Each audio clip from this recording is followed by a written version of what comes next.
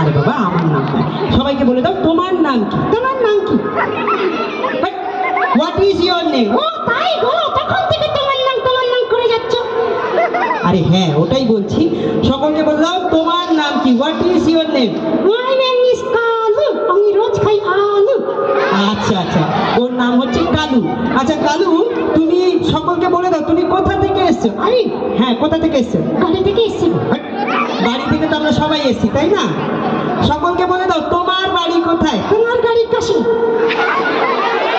আমার বাড়ির পাশে বললে হয়?